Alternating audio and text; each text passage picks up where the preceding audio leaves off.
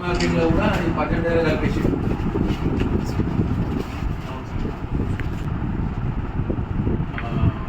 Permanent shifting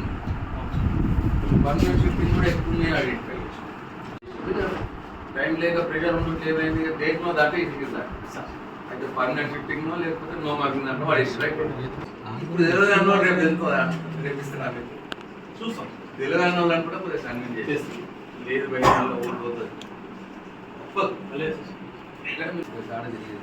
but still time ఉంది కాబట్టి ఒకసారి అన్నాడు ఒక వైట్ పేపర్ తీసుకో a place is very very bad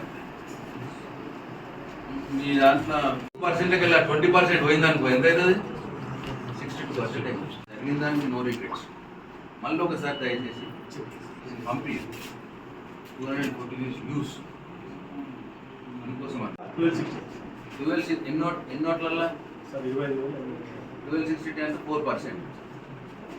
ఈ బ్యాడ్ తర్వాత ఇప్పుడు బ్యాడ్కి వచ్చింది నంబర్ 6 86%. ఇంకోటి 23 1LB ఇది పర్సెంట్ 23 మంది ఇచ్చారు 823 ఓట్స్కి 43 మంది పర్మనెంట్ ఓట్స్ పర్మనెంట్ లావుగా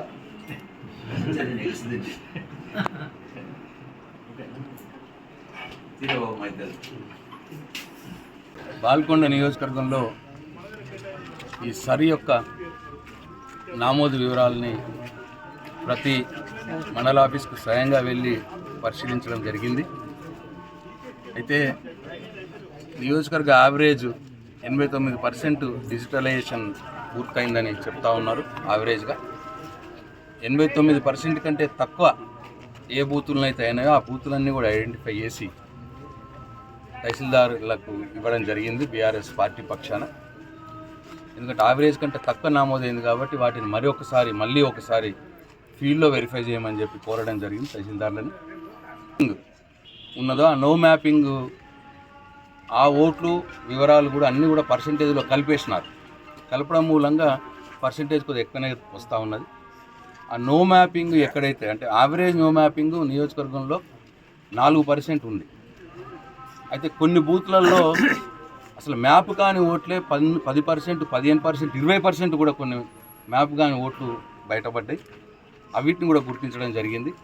వారిని మళ్ళొకసారి ఫీల్డ్లో బిఎల్ఓలతోటి వెరిఫై చేయాలి, పర్సనల్గా తహసీల్దార్ గారు మానిటర్ చేయాలి అని చెప్పి బీఆర్ఎస్ పార్టీ పక్షాన కోరడం జరిగింది. అట్లనే పర్మనెంట్ షిఫ్టింగ్లు కూడా 3% కాన్స్టిట్యున్సీ యావరేజ్ ఉంటే పర్మనెంట్ షిఫ్టింగ్లు కొన్ని దగ్గరలో 10%, 15% కూడా పర్మనెంట్ షిఫ్టింగ్లో పెట్టినారు. దాన్ని కూడా ఒకసారి వెరిఫై చేయాలని చెప్పినాము. అల్టిమేట్గా ఉద్దేశం ఏంటంటే అర్హత ఉన్న ఓటర్ ఎవరు కూడా ఓటు హక్కు కోల్పోకూడదు, అట్లాగే అర్హత లేని వారికి ఓటు ఉండకూడదు. ఈ ఉద్దేశంతో ఇవాళ నియోజకవర్గంలో అన్ని మండలాలు స్వయంగా తిరిగి క్షేత్రస్థాయిలో చూసి తహసీల్దార్లను కలిసి బీఆర్ఎస్ పార్టీ పక్షాన రిప్రజెంటేషన్ ఇవ్వడం జరిగింది, కోరడం జరిగింది. తహసీల్దార్లందరూ కూడా మళ్ళీ ఒకసారి వెరిఫై చేపిస్తామని చెప్పినారు. Thank you.